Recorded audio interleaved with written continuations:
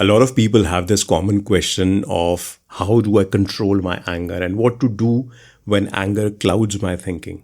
I feel this uncontrollable rage in that situation. What to do then? And I often offer them a few questions to ask themselves that seem to have helped quite a few number of people in managing their emotions. Let me share the same with you. Maybe you can sit somewhere where nobody could disturb you and you're free from distractions and start asking these questions to yourself. Now, one of the questions that you should be asking yourself is, what do I lose if things don't go my way? Now, don't be in a rush to answer that question. Allow and sit with this question. What do I lose if things don't go my way? Don't try to answer this question quickly. Don't try to have a clever answer. Allow for it to echo within. It is very rare that anger erupts from what is happening in the moment. It usually erupts from what we believe we are about to lose. Now, for some of you, when things don't go your way, you may feel that you're about to lose on things that are obvious. Like, I'm going to lose my respect, I'm going to lose my control, or I'm going to lose authority. It feels like being dismissed or being overlooked and not taken seriously by people around you. For some others, this feeling could be a loss that can be of subtler things like safety. I'm losing a sense of safety. I'm losing certainty, I'm losing predictability, and things are going to go in total chaos. It may feel that ground from under your feet is being pulled away and you are losing your support and balance. Now, for some others, this feeling of loss can be deeply personal, such as self-worth. This is an attack on my self-worth. My identity is getting threatened, or my meaning of life may get lost. It may feel like in this moment the world is whispering that you don't matter, and who likes to hear that? Now, here's what most people miss and are not aware of, that anger is not fire. It sure does look like, but anger is the smoke alarm. Imagine a house with a very, very sensitive alarm system that tracks movements. In that house, every time somebody opens a window too fast, dee-doo, dee-doo, dee-doo. And we know that the alarm isn't being angry or upset or being unreasonable. It is only trying to protect us. It is being protective. It is doing exactly what it is designed to do. Your anger works exactly in the same way. When things don't go your way, something inside you instantly concludes and warns the system that this is dangerous. Danger doesn't have to be a threat in a physical sense.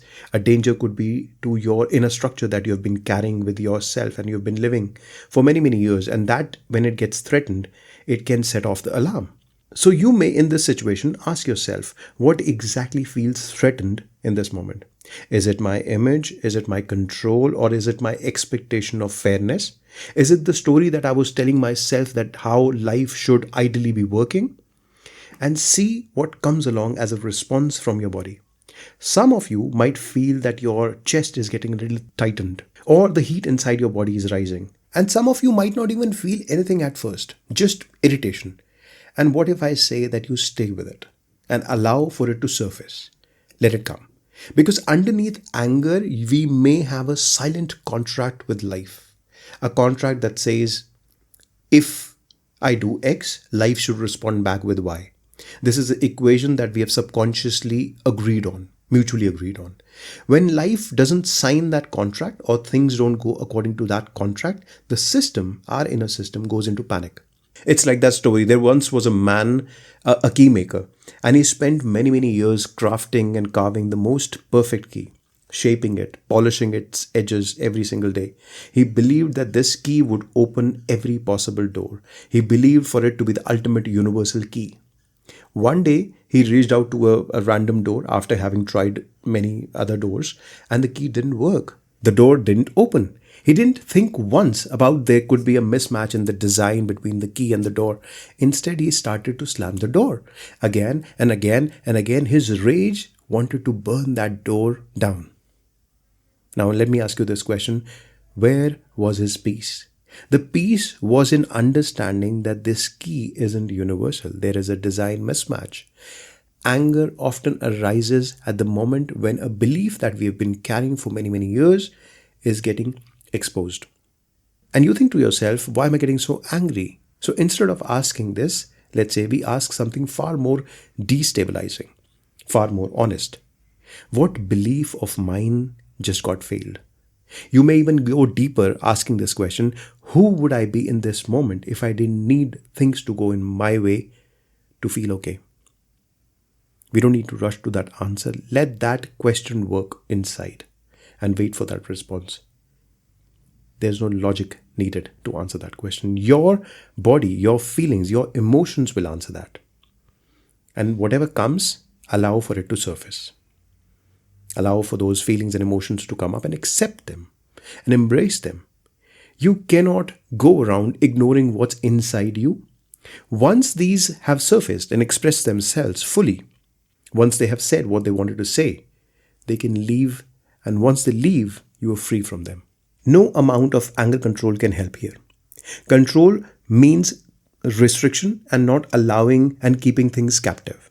The things that you control will always be fighting to move out, to find a release, freedom.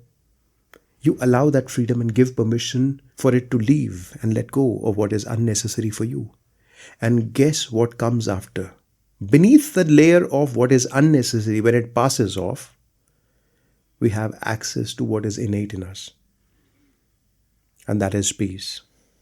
I hope you like this video, and if you do, I would request you to like this video and consider subscribing to this channel, Mind Healing with Bhavish, for more such videos. If you do have any suggestions or any inputs or anything that you would want to share, do consider commenting in the comment box below. If you have someone you like and care for, do consider sharing this video with them so that they can also get enlightened with this knowledge. And until the next video, I want you to stay blessed, stay healthy, and catch hold of this wisdom if you can. I shall see you very soon. Take care. Bye-bye.